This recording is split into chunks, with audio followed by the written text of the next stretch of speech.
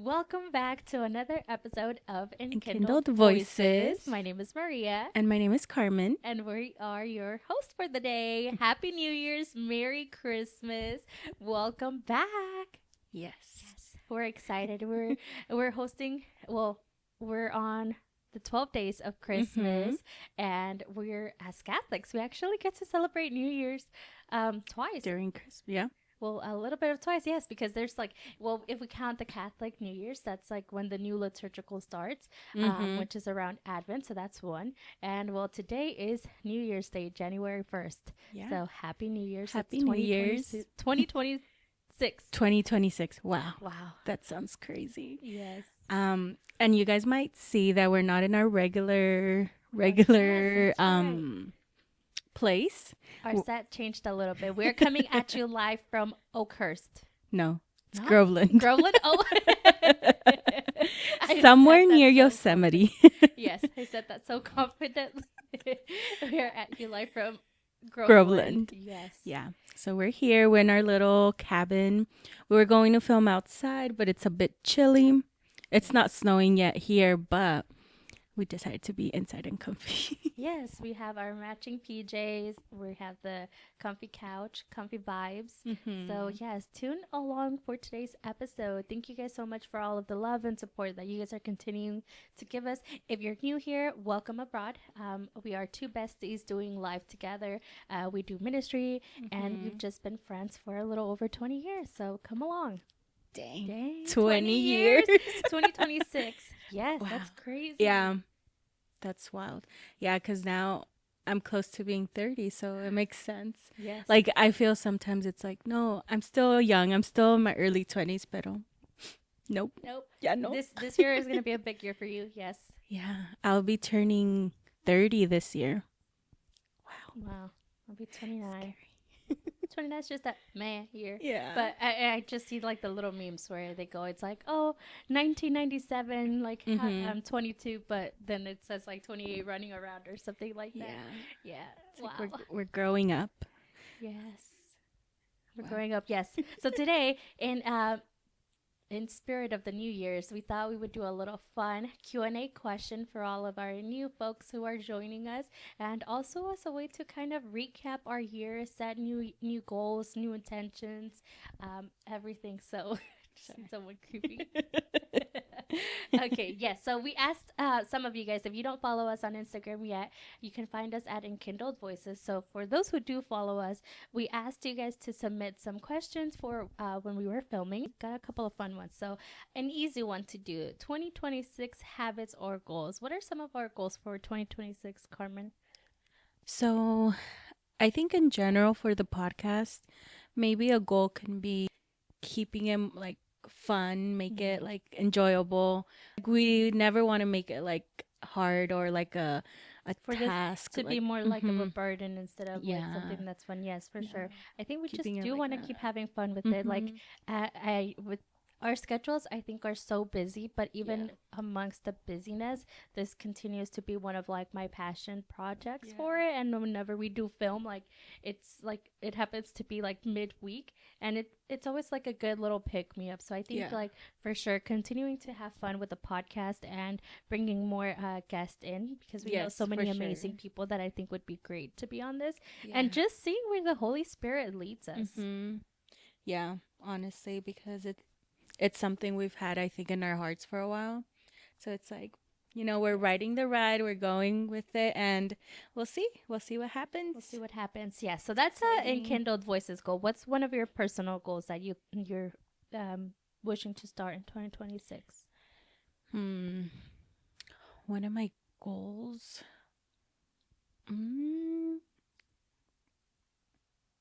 Man. Well, while you start, do you have something in mind? No, you No? can go Okay, ahead, yeah. I could go.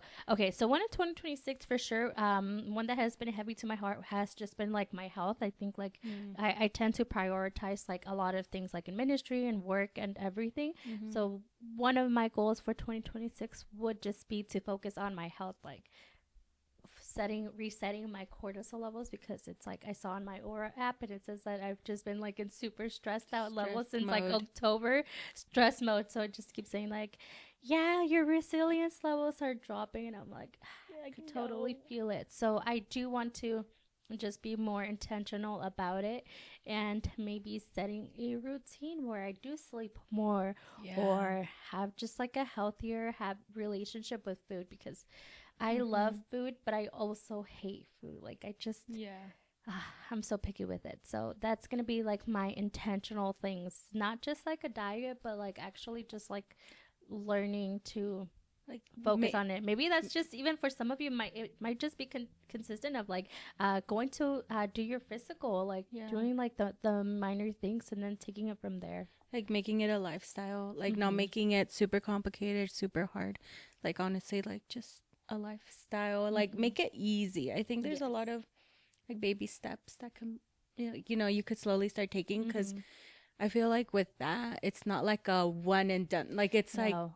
it's continuous, and I think it's for everyone. It's like we're not gonna start.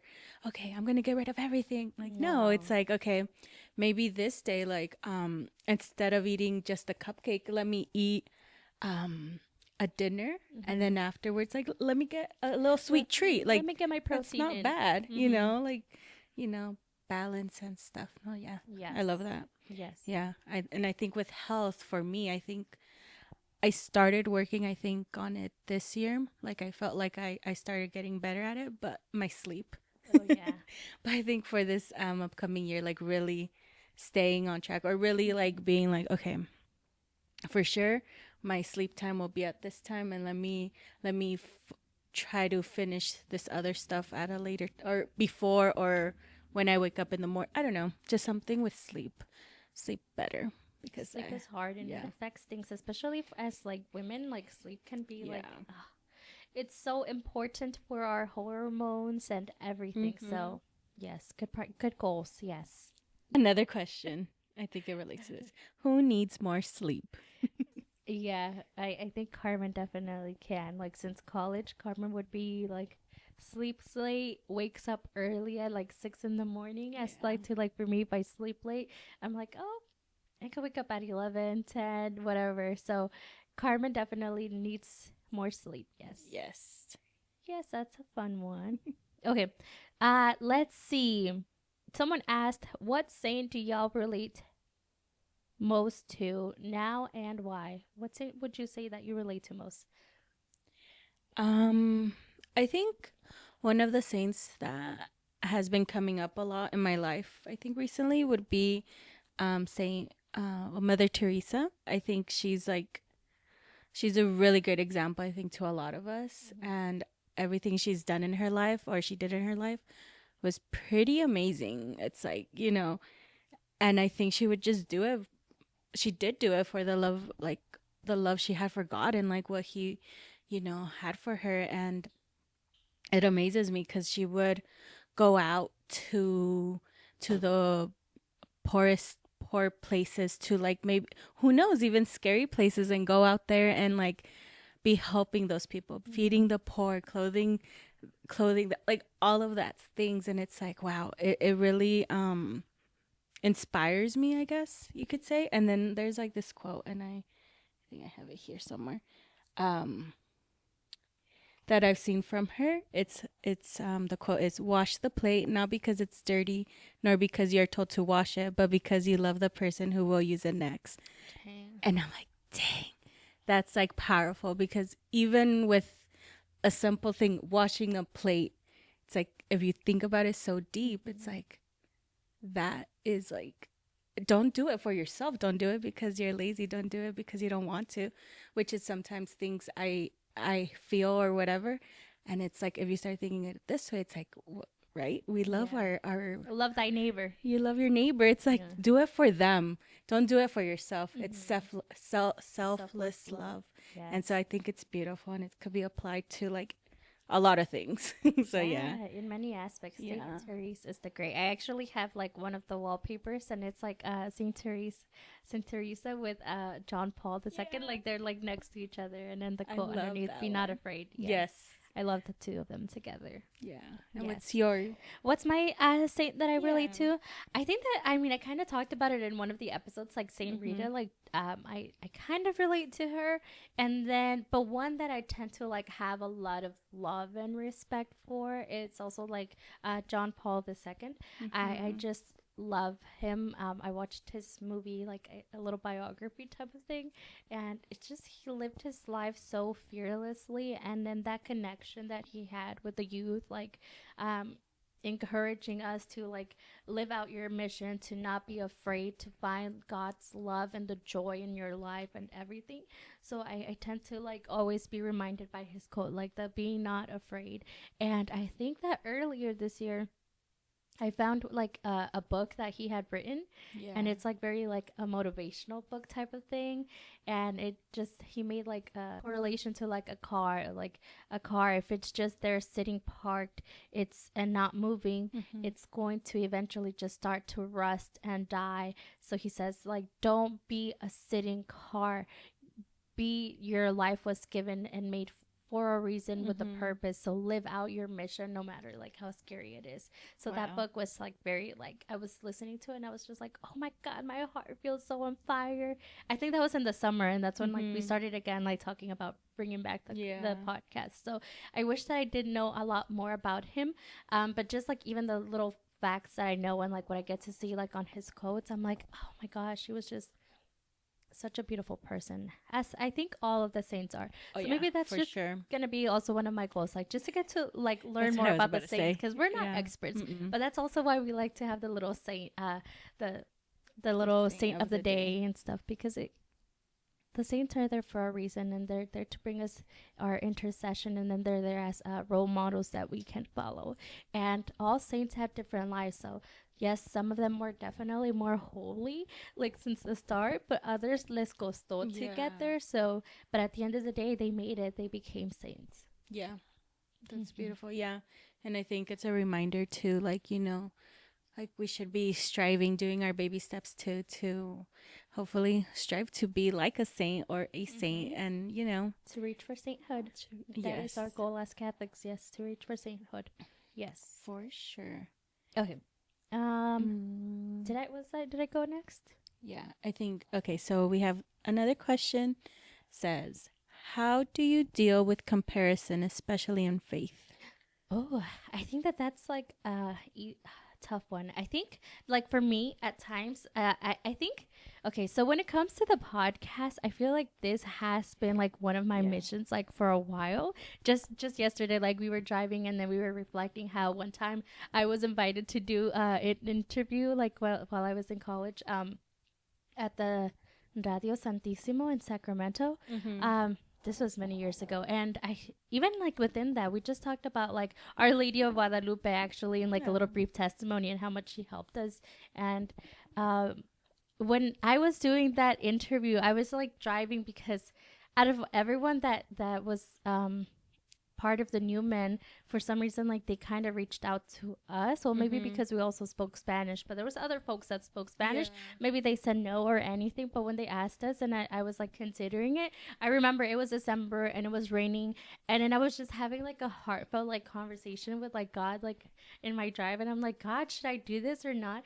And even within that, it's just like one of those feelings like you always question like, what is my purpose like in life? Yeah. And I think like at that time, oh, I am getting emotional. At that time, I was like struggling like with my major. I wanted to drop out everything, Mm-hmm. and then I just got like that feeling like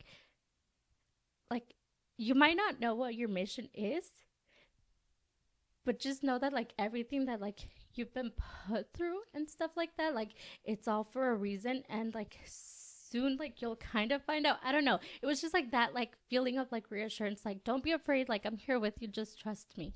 So then yeah, I don't know. Yeah, and I think God has a plan for each of us, and it's like Mm-hmm. our journeys are so different or can have so many different parts of it. And Mm-hmm. it's like if once and when we do start comparing, it's like a tough um thing, because you're not intentionally putting yourself down, but with reading or seeing others and then comparing yourself, and man, that starts to like hurt, right? Yeah. And I think like really like knowing and like um realizing like, no, God has a plan for me. Let me keep doing, you know, his will, and let me like obviously don't just stop doing, but keep going. Like you like Wilmer is saying, like when she said yes to doing that interview, it's like she could have said no, she could have just like not done it, but she went for it and she did it. And maybe at that point, like you were there driving, and it's like, oh, God was starting. I was having this whole like, what is it, that Yeah. realization of it, and I was like, where am I going with this story? But yes, to continue with the story is like, so I think like I always Yeah. felt like that little calling to like start something, and it is close to when we started the podcast initially. So then with the podcast, obviously there's like the social media like aspect of it, and um there's a lot of like content creators out there and stuff like that. And I think like with your faith, it's so easily to start comparing your like level of compared to others. Like within, even within our own friend group, like there's some of our friends who are so much more knowledgeable. There's different gifts and charismas also that are like given, so then it's also easy to start saying like, dang, well, this person has the gift of tongues, this person has this gift, like are they more holy, or they pray more, you see them more in adoration. So at least like with me, that I fight with like that like social media like comparison, like how they are more knowledgeable in that sense. One thing that I do to deal with it is I just start unfollowing those folks. Like if at some point, I think all social medias is you follow them for a reason. Maybe you like what they're showing, maybe you are learning from them. But if at some point that account is like bringing you more like harm, and that's not the content creators like faults or anything, but if at some point you feel like that's bringing you more comparison, then it's okay to go ahead and hit and unfollow for a certain time, like until you feel ready. And that's what I do sometimes, or sometimes I don't even unfollow them. I just simply don't pay too much attention, because instead of like me actually reading like the quotes or what they're sharing, because I just start to feel overwhelmed. Then I'm just like, I just like scroll, and that's okay. And then when I'm ready, then I come back and I'm like, okay, I'm no longer seeing it through the eyes of comparison. Like, dang, they're better, or we have to reach this level, or things like that. And it's more of like out of love. Yeah. I mean, I think God has a plan.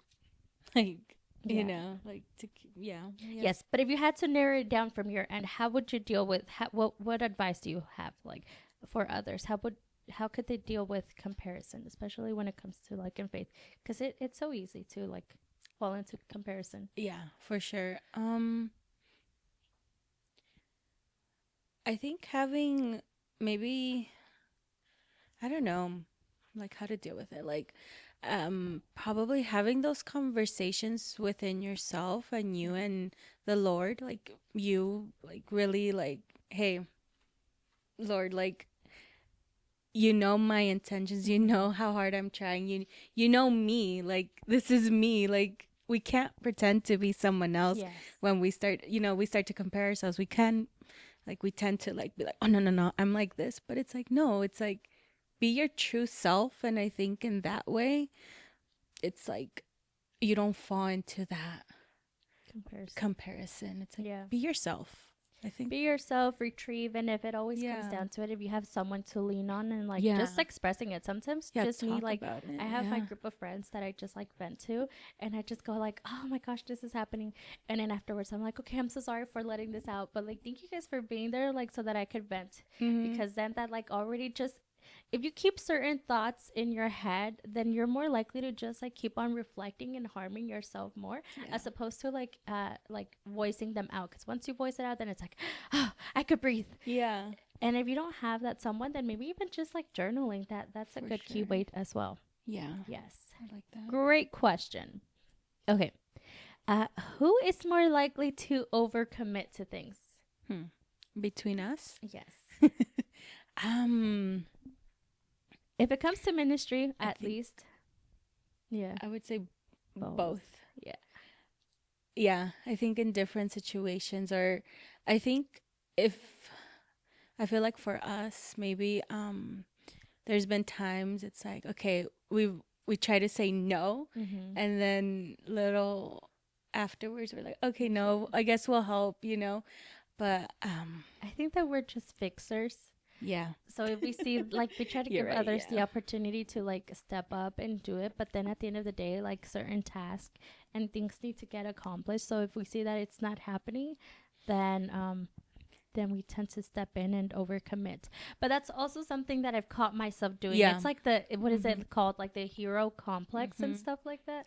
So Yeah. trying, just learning to say no, and like, it's not, God ultimately will place someone, but then also I think, like, in the planning process, then it is our job and duty to train someone to do To things, or to delegate. delegate, for sure. I think there's a fine line. I think sometimes it could start with, or sometimes it's just very like not innocently, but kinda. It's like obviously we love this, we love that we're helping with this or that or whatever, so we start doing it, but then we don't let others Others do it. go, like Yes. do it. Yes. And I feel like that's something also beautiful to teach others in our life. And it's like, no, you can also do it. I will be here. You need us, give us a call, but go Yes. do it. And I think that's something that we were a little better about doing in 2025. Yeah, Yes. for sure. I think so. And delegating and Yeah. teaching others how to do things. Is there a right way to read the Bible? Ooh, that's a great question. I don't think that there is a right way to read it. I think, well, they suggest that you start off like with the New Testament, because that's just like what's like more recent and stuff like that, versus like the Old Testament, that it does talk about like more like in forms of metaphors. And I think that there's like some exaggerations, like depending on if we're reading like the apocalypse or things like that, then it could sound very scary. And if you don't know how to decipher like what it's saying, then it can be very hard, and it can you can be more scared, Yeah. as opposed to like doing it. Yeah. And I think honestly, even if you're, let's say you're praying or you're praying on something and you're like, let me even open the Bible, like doing it when you're praying or something. It's not that you have to read it from beginning to end or middle to end or end to middle, whatever. No, you could, like, if you open it and you like find something, it's like, read it. Like it's not like like it is a book, but it's not like you have to go in order with everything. Yeah, because Like, it doesn't go in no. order. No, Because no, then it there's doesn't. even different verses in different parts of the Bible that usually also correlate, and it's not like right next to each other. So it's like opening the Bible, like, don't be scared of it. Look at it. Or even if you want, Google, like, hey, what Bible chapter can I read upon this, or what verses is there for this, and look for them. Learn how to read the Bible. Like, look up different things. Open it. Yeah, little. Yes. That's, I I wish think, that the we main had thing. like one of Open the it. Bibles here, like, so we could be like, well, in this part you read it like this, or. But I mean, to bring up a good point, Father Mike is actually redoing his whole Bible in a year, and he's doing new commentary. So if you are wanting to read the Bible like from start to finish, Yeah. then I really suggest that you read that you follow along for his Bible in a year, because he does a great way to like explain it, especially when they're talking a lot in symbolism. Yeah. So then that's a great way to learn, and also just learn more about your faith. Yeah, for sure. Yes, but to answer your question, if you're just picking up the Bible, there's no like right or wrong way like to read it. No, yeah. And then even some Bibles have a little piece where maybe it explains a certain part of the Bible. So it's pretty cool. Like, look through the Bible. I think that's the number one thing. Look through it, open it, Explore your Bible. explore it, look at the chapters. Then you'll probably recognize names that you've heard or read or during mass. In mass, what are we doing? We're reading the Bible. Reading the Bible. Those readings are not just random readings. They're from the Bible, which is like, Yes. whoa, like, okay. That's Yes, really cool. don't be afraid to write Yeah. on your Bibles, like to learn it, pick it up, and things like that. Yeah. Yes, so do that. There's a lot of Bible verses out there, or even like little mini challenges. Like I know for Christmas or Advent, there's you could read like the book of Luke, and then there's like Yeah. enough chapters leading up to Christmas for it, Like, and then there's Psalms as well. Yeah. So Or yes. even you could, like, the next step, making a Bible study group, making a group, or going Make it with your fun. friends. Yeah. Read a little bit. talk about it, lectio divina, like it becomes more, and it's really cool. Yeah. Yes. Good question. Okay. Uh, what pressures, diving in a little harder, I guess. And just to let you guys know, like we've always shared, we're not experts. This is just like our opinions, like our way of understanding. We still have a lot to learn. Maybe my personal goal would be to do the Bible in the next year in 2026, and then maybe after that I'll do the catechism in a year. So we're not experts, but it's just like us sharing from our perspective. So just keep that in mind. Like what we say, it's not like the law or things like that. We definitely encourage you guys to do more research or talk to a priest if you have, like, if you still feel uneasy about certain circumstances. Oh yes, and we were just reminded by our producer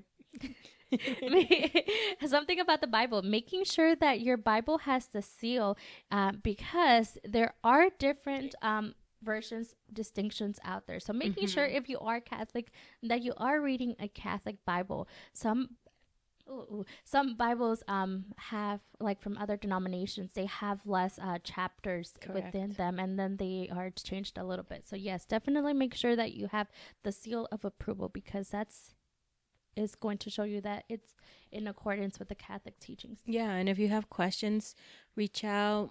You can always ask a priest. Yeah, ask a priest if you're unsure, or like ask someone in your life, and it's like your catequista, someone in that help in church, and maybe ask them, where'd you get your Bible? There's different places, or sometimes there's even Catholic stores nearby. Yes, because that's one thing to know. If your Bible is from, like, the one that you got, like, from your quinceañera or things like that, sometimes that might not be a Catholic Bible. A lot of the times they don't put a Catholic Bible, like when they do all the pretty like coverages and stuff. It's not always necessarily Catholic. It's just they just choose one. The people don't know, unfortunately. That's and it's not just Catholics like doing their quinceañera, so they just buy whatever. You're right. Yeah. What pressures do Catholic women face that aren't talked about enough? I think there's a good amount. Yeah. Let's see. I want to think of something. I think one of the pressures that I think it just depends, like, even within, like, our own Catholic Church, there's definitely more, like, people that are more traditional or things like that. One pressure it's just something that I personally struggle with, like, when it comes to, like, the whole traditional, like, wife setting format, like being, like, homemaking, things like that. I feel like that's, like, a big pressure, and I think that there's, like, beauty to it. There's a whole, like, section formatting to it, like, there's that one Bible scripture that says, like, wives, be good to with your husbands, da, da, da, da. And with what is the word where it says, like, wives being docile, submissive, there you go, to your husbands. Like, I think it's someone who is very, like, I tend to be a little bit controlling and dominant on certain things. I think that's a big pressure, like, because there's different, some women tend to be more ambitious on things, and we are called to be submissive. And I think that's a big pressure. And I think it's, like, to a certain extent, like, it's not like putting women down. No, for sure. So, and also I think, it is a pressure, but then I think on the other hand, like, I feel like people don't realize how sometimes, like wives and husbands should be complimenting themselves. It shouldn't be like the wife is going to be doing only this, or the husband will be doing only, like, it shouldn't be like set in stone type of mentality. Like, it's like thinking of it as in, like, my cup is a little bit down today, so my husband fill it up, help me cook, help me do this, help me do that. Sometimes, like, in with me and my husband, I don't always cook. Sometimes it's him doing the cooking. Maybe we both got back from work super super tired, and it's not like just because I'm a woman I'm just going to do everything for him. It's like, no, I'm also exhausted. Like, we had our long days today, and sometimes he sees that, and then he instead of just asking me, he starts making food, or we do, things like that. Or even if I see him also, and it's like, okay, let me make sure I prep something for him, and doing it out of love, like out of Not expecting anything. not in expecting return. anything, because it's like, then that becomes a very tricky game, and it's like, no, Keeping tabs or things like that. yeah, Yeah. it's like, no. Yeah, which I think that's something that, like, I at least, I don't know how it was for you, but when we got married very young, I think we were 22 and 23 when we got married. Yeah. And our marriage retreat, I want to say that we were one of the youngest couples to live it. And different people were like of different ages. Some of people had already been together for a while. They were like in their 50s, and they were like finally like sealing their marriage through the Catholic Church. And like I think there was a time where they like split us up, like men and women, and the conversations that they were just like having within that marriage retreat, like it wasn't something that was like that I could totally relate to. And I think that that's just something that like marriage formation needs to be improved, because if we do want to encourage like people to get married, obviously there's, if that's your vocation to get married, and the sooner that you find your partner the greater. Obviously people find them at different ages. But if I think that we need to do a better job at like that marriage formation for younger couples, because even within our own like church, like there was like scandalous when people found out that we were getting married. They're like, "Oh my God, you're so young!" Da, da, da, da, da. And that was like within our own folks that like were Catholic, knew the values and things like that. So I think that whole submissive like talk, that's something that needs to be better explained, and there's a whole movement for it. Yeah, for sure. I think And that's where we asked also Mary for her intercession, because Mary, it's just, I think submissive sounds like very like, people tend to make it seem like it's a word that's just very like da, da, da, like, oh, dice sí a todo, say yes to things. But that's not what it is. There's no, like it's that's empowerment. not what it means. Yeah, I'm like, we don't know exact, like we can't think of it, but look it up. Yes. They said that Bible verse is from Ephesians chapter 5, verses 22 to 26, the one that we're referencing. Yeah, so just and it is a very, don't get me wrong, like I don't want to make it sound like it's not a good Bible verse. It is, like, it is a good Bible verse. It's just like that's something that I've struggled with, and I think that there tends to be a lot of like pressure from other people within it, and there hasn't been enough like conversation to where it's like at least for the younger generations to be like okay with it, or I don't know. Yeah, because it could, I feel like if someone comes in and they're told this or they're told that verse, and they're like, no, wait, well, I'd rather not get married. What do you mean to be submissive? But I think, yeah, like you're saying, if there's more talk about it and more learning about it, I think it's like, okay, no, wait, it's not necessarily that. It's more like, no, something different. No, but yeah. Yes. I think other pressures, I think low-key kind of relating to that.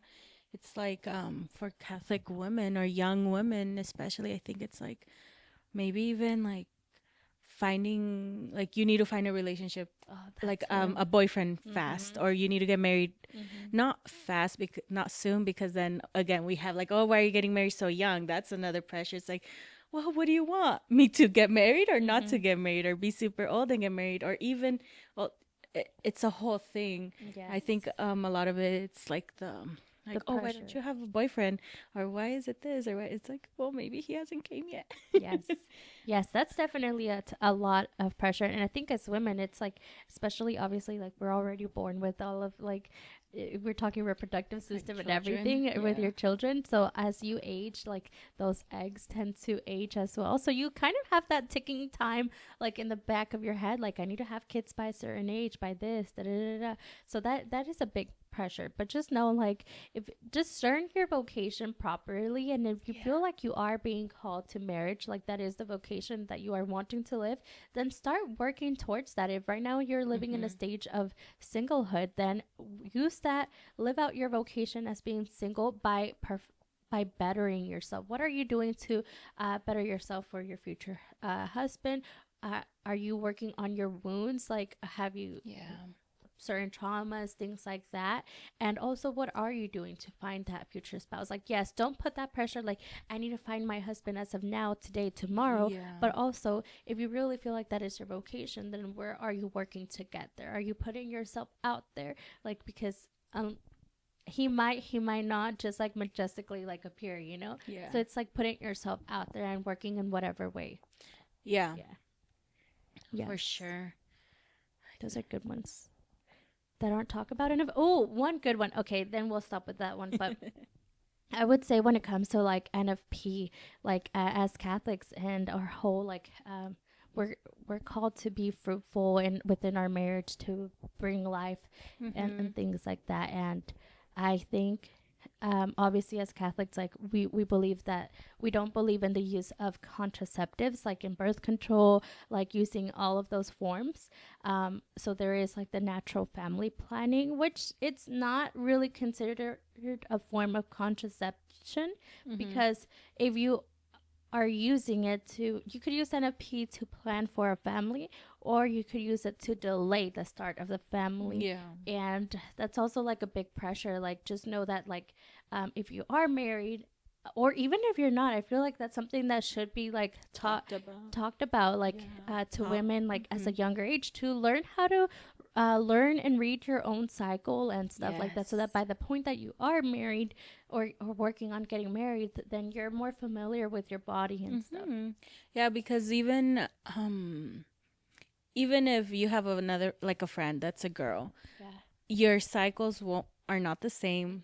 Things that you might feel during your cycle or experience will not be the same. So literally each and every woman has a different thing, and like, and you, I feel like it's like a good way to learn about yourself, like with your cycle and stuff. And now there's pretty cool apps out there that help you track it. There's like really cool gadgets, or even earlier we were talking about this, there's like even you could track it. I think there's like journals, or there's like little charts out there that you could slowly start learning about your body as a woman. And it's like we go through so much, I think, with cycles, with all of that, and having children, and it's a lot. It's a I lot. think girls go through so They much. do. Even as you were saying that, like, I was just thinking about like the pressure of having kids, which it's like, yes, we are called to be fruitful, but women like face so many different struggles, especially when it comes to like their health, reproductive things, and like sometimes that's like not possible, like for some families, and we see it more now. People are becoming more vocal about like infertility and their struggles. So like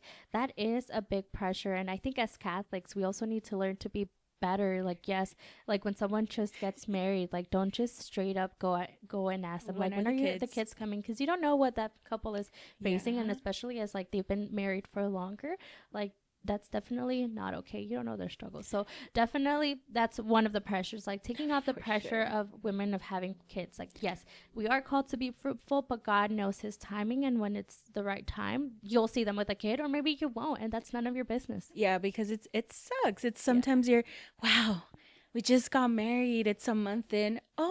Where's the babies? It's like, first, chill. Second, I don't need to tell you this. It's like very, Yeah, that's private. a big pressure. Yes.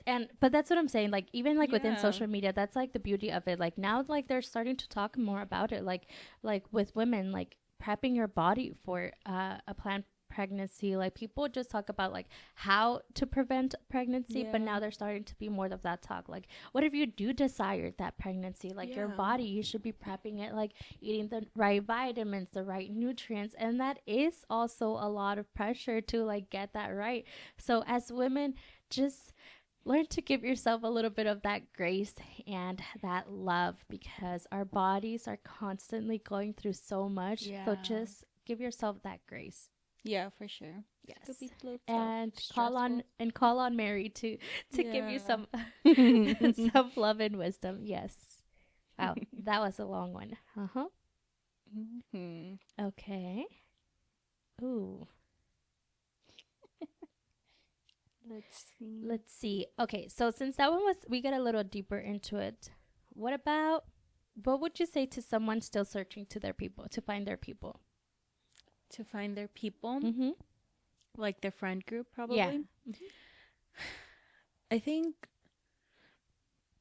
and I feel like we've mentioned this in the past, we're all made to live in community, and it's like sometimes it could be hard, I feel, um not knowing your group of people. And I think little by little putting yourself out there in Mhm. safe environments Yes. also don't go nowhere sketchy, but in safe environments, like at the church, like I don't know, starting to get involved with different ministries or little things here and there, or even just learning to be a friend with someone. Like i think I think even now making a new friend could be a It's little scary. intimidating Yeah. and hard, but I think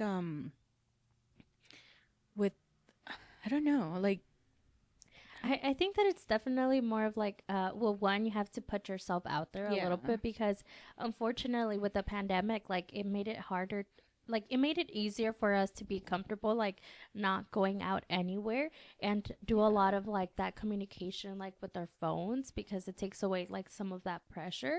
um but you can't, I mean, yes, there's like the virtual friendships Mm-hmm. that you can make, but you can't go to mass with them. Yeah. So I think that there is definitely find your community, even if it's just virtual. Like some people live more isolated, their towns might be smaller, but also learn to find that community like in person, like going to church, going to youth group. That might be the easiest way, but don't just expect that because you're going to a youth group that it will Yeah. automatically mean that you're gonna like go in and everyone is going to be your bestie. Like no, that's where it's also It's effort. it's that effort. It can't just be one sided. Like if you're expecting to go in there and making friends, then like yes, it helps if they're very welcoming and inviting, but also put yourself out there more. And it's Mm-hmm. easier said than done, but It takes effort and mm-hmm. time and really, that effort to getting to know each other, because to make a friend, it's not just like saying hi or bye. It's really like getting to know this person, like um maybe doing some activities together, going out as friends, and like really learning about each I other, mean, I look, think. look, an example that just came to mind, like with Alyssa, she was our guest for our Oh yeah, episode our last last. week. With Alyssa, we've both been have been parishioners at the same church for Yeah. like since forever.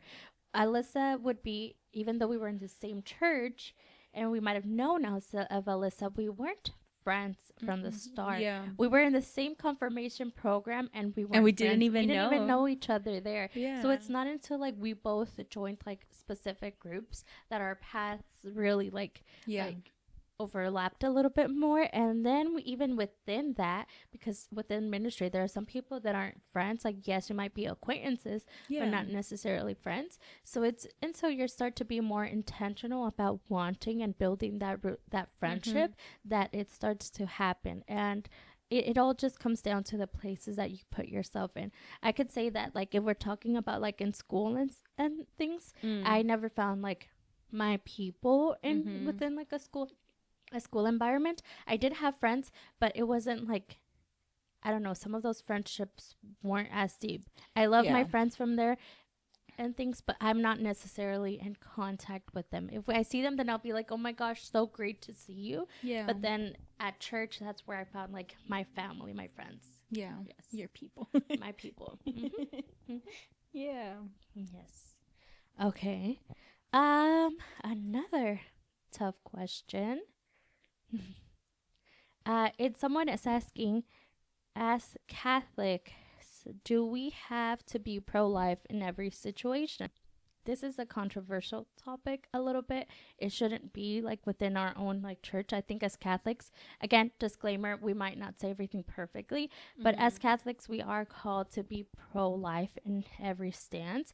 But pro-life doesn't just apply to like obviously people think pro-life and they think it's just babies, but being pro-life also comes in with like seniors, being pro-life with every stage of life. We don't get to decide when we want to die. Yeah. Yeah. 'Cause, yeah, at that point we're acting like God, or we're trying to, Yeah. and it's like, It's not yeah, it's not easy. But also like being pro-life means like yes, deciding like it's just such a like a deep topic, I'd say. And I think that to be truly pro-life, then we also need to be better at like giving people like the right education.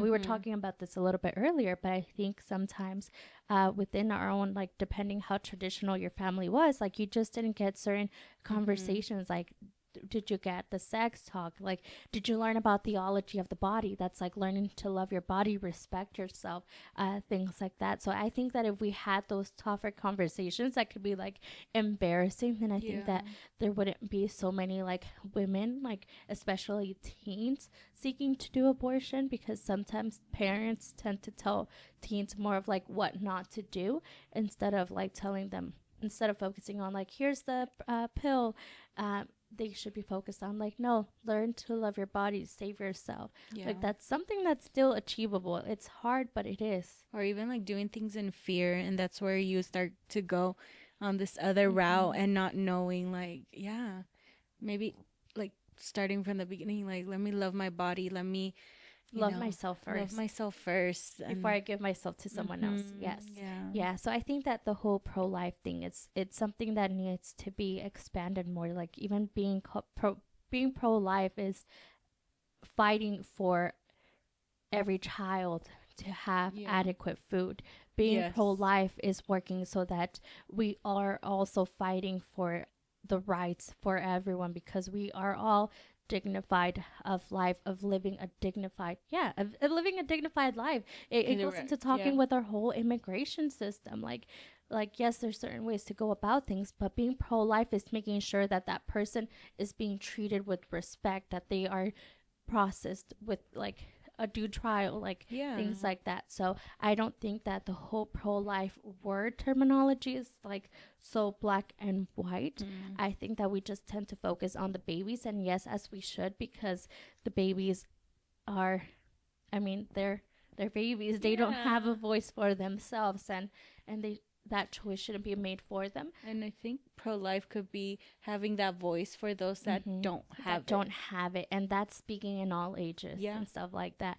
So I think that yes, we do have to be pro-life in every situation. And this is a conversation, a class that we do have to talk with our confirmation teens.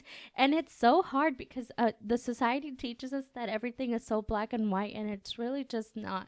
But definitely within these topics, I would say dive into the Catechism of the Catholic Church. We do have a whole book on it, and I think there's also videos that explain these topics more. But true feminism is also just fighting for being pro-life. Yeah. Yep. Yeah. And talk to your priest. Yes, talk to your priest. So yes, very tough answer. Tough question. Okay. I think that's pretty much all of it, right? I mean, there's just that one other question. I mean, we could do... we're at 40 minutes. What's your favorite color, Maria? Okay, my favorite color right now has been light pink. To end it on a light and airy topic. Yes, I've been loving light pink, pink colors. I've been trying to get in touch with my femininity. Yeah. Oh, that's so cute. Yes. So light pink. What's your favorite color? Oh man, I don't know. I think it ranges. I do love light pink, like pastel-y pink. I love like cream colors. I love white. Yes. Neutrals. I love neutrals. I just like anything that looks cute. I don't know. You like aesthetic. If aesthetic could be a color. Yeah, I like that. I like aesthetic. Yes. Yeah. Yes, okay. That's a great question. Yes. Okay, so to wrap up, we'll wrap up with Saint of the Day. Will you do us the honor? Yes. So for January 1st, We have it's basically, it's not just a saint, it's a major feast day. It's the Solemnity of Mary, the Holy Mother of God. The church celebrates Mary as the Mother of God, Theotokos, honoring her yes to God and her role in bringing Christ into the world. And this day is also a holy day of obligation. Yes. So make sure that you go Go to to mass. mass. I know. Why? And then it tells us, why does this day matter? It marks the 8 days after Christmas. It honors Mary's trust, obedience, and motherhood, and sets the tone for the new year with peace and surrender. Oh, love that. And it also tells us another thing that's celebrated on January 1st, it's World Day of Peace, which was established by Pope St. Paul VI. Oh, wow, that's such a great way to start the year. I love Celebrating, starting the day with the day of peace. So we hope that during this new year brings you a lot of healing, a lot of love, a lot of clarity. I think it's good to set intentions and always just remember to include God in everything that you do. Like, remember to put God in the center of your relationships, and that's in the center of your friendships too. Relationships could be like your family, if your significant other, so many things. So don't forget to put above all God first. And we hope that you guys enjoyed this question. I think we got into a little bit more controversial things that it's only episode 5, but yes, thank you guys so much for tuning along and for joining us along for the ride. We can't wait to see where Enkindled Voices will go next year. So please continue to pray for us, and we'll be praying for you guys. So remember to like, comment, and subscribe. I was going to say share. Like, comment, and subscribe. Till next time. Bye. Bye.